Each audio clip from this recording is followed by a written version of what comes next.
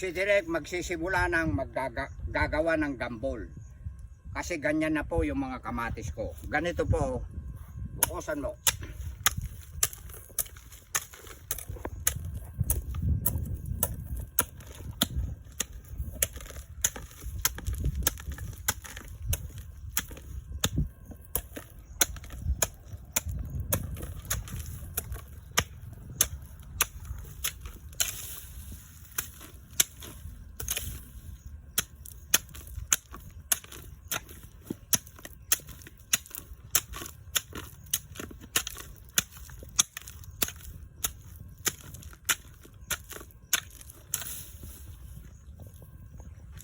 Ayan. Kuwan po yan. Maluwang po ito. 7 tudling ang mangyayari po rito. Pagka natapos ko na po yung 7 tudling, magiging malinis na po ito. Naiinip po ako, hindi pa ganong natuyo ito dahil laging umuulan po. Papalaki na po yung kamatis. Kaya ang ginagawa ni Direk, inuumpisan na niya.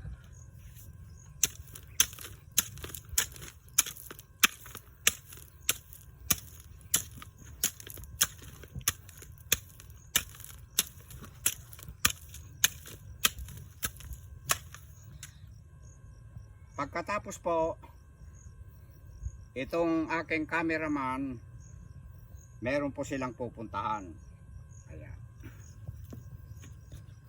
Kaya hindi na niya po ako makukuhanan ng videos. Maaaring bukas uli o kaya Lunes, holiday Lunes, ano. Ayan.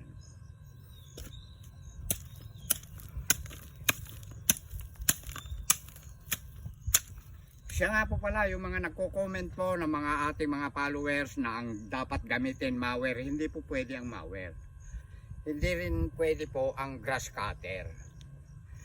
Dahil ang gusto ng aking engineer, yun, pang spray po sa damo.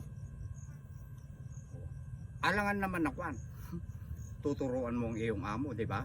Kung anong gusto ng iyong amo mo, iyon ang susundin mo. Hindi yung mas magaling ka pa sa amo mo. Kaya kung sinong makakapanood sa akin, dahil caretaker lang ako dito, huwag niyong sasabihin na mower o di kaya grass cutter. Manood na lang tayo mga idol, di ba? Nako. Amo mo yan eh. Di ba? Oh. Kanya-kanyang amo yan. Kapag ka ikay namamasukan, hindi po pwede yung pan. Ikaw pa ang mas magaling sa amo mo. Sumunod ka sa amo mo dahil dyan nang gagaling ang sweldo mo. Ayan. Anong petsa na ba ngayon? 31 po. Hala. Malapit na pala, Jojo.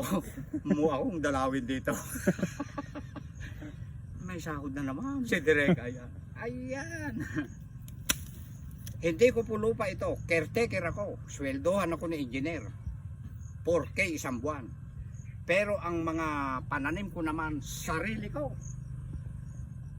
Kung gusto kong magbenta, pwede. Gusto kong magpahingi, lalong pwede rin. Kapag ka tayo mga idol nakakapagpaligaya ng mga tao, kalugod-lugod tayo sa taas. Bawal po magdamo. Pati yung mga gustong humingi ng sitaw na pangpunla, bibigyan kita. Kagawad Romel Takbianan, shout out sa'yo.